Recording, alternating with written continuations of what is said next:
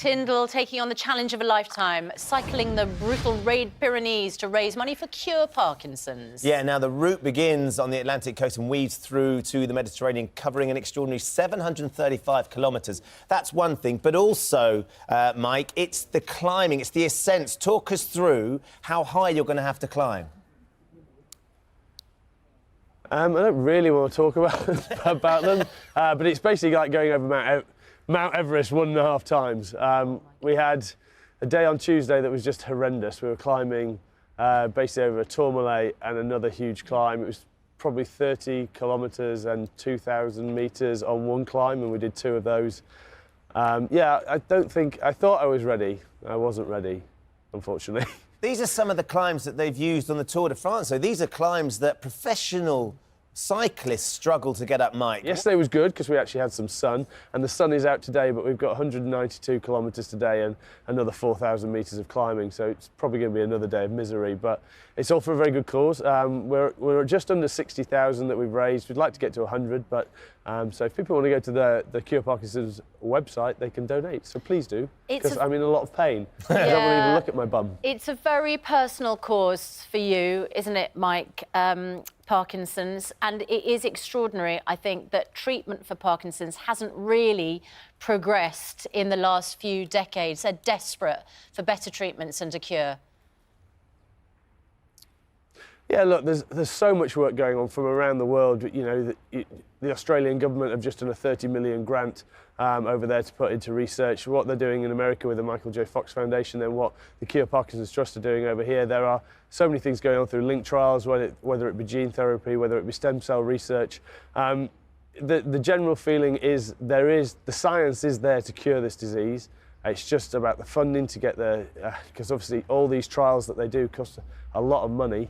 And we just need to keep raising that money, and finally we'll find the right either drug or the right process that's going to actually put an end to this disease. And we spoke a couple of weeks ago on the eve of your big golf day, which we always like to speak about. How did that one go, Mike? Did you raise the money that you were after? Yeah, it went really well. It's the first time I've actually talked to you when I'm still absolutely knackered, but for a completely different reason, Ben. It was... yeah, it went really well. We should have been around. We raised about 200 grand that night, so we're waiting for everything to come in, but it should be around that figure, and hopefully we'd like to get up to 100 grand on this, and then it's not been a bad year for the Cure Parkinsons Trust. And as you tackle those tough moments, do you have your dad in mind? Does that help you get through it? I was thinking about this the other day. Yes, in some bits. At the end of the day, he'll always pull you through, knowing that hopefully well, it's not really about my dad. It's any other sons or daughters not having to see their parents go through what I've been through. So anything that you can do to avoid that from happening, it's worth doing. Absolutely right. And Mike, I know I've done the odd sort of cycling challenge, nothing quite as intense as what you're doing, but I know how painful the rear end gets at the end of a day. Fortunately, you've got your best man Ian Bullshaw there, and obviously a few of the team alongside you. How are you coping with the saddle sores, Mike? Have you got any top tips for people who might be setting out on these things? Because I never got through it. Well, today, actually, I'm double bagging, so I'm double shorting. So I'm giving myself a very, very soft... Because we're probably going to be in the south for a good 12 hours today, so I am basically double bagging today. It's like a silk pillow it was yesterday, so hopefully it will do the same job. And then there's a lot of cream and stuff going on. I hope everyone's enjoying their breakfast whilst they're watching this as well, by the way. Slightly unfortunate turn of phrase, isn't it? But it's put a smile on everyone's face this morning. Oh, well, it's great to see you, Mike. Thanks very much indeed for joining us. All the very best to you and your family and to your fellow riders. You're doing an absolutely brilliant thing. It's such an important cause.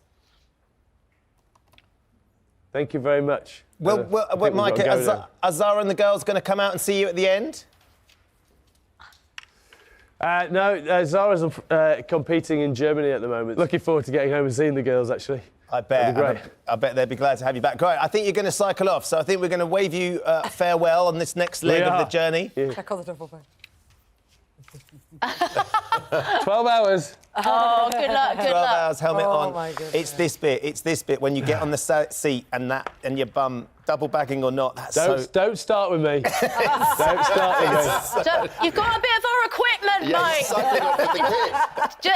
Okay, that's like 12 hours. Mike with the Have mic. to chase him 90 odd kilometres up the hills. There you go. In a minute, we'll see a rather frantic sound man running down the road after them.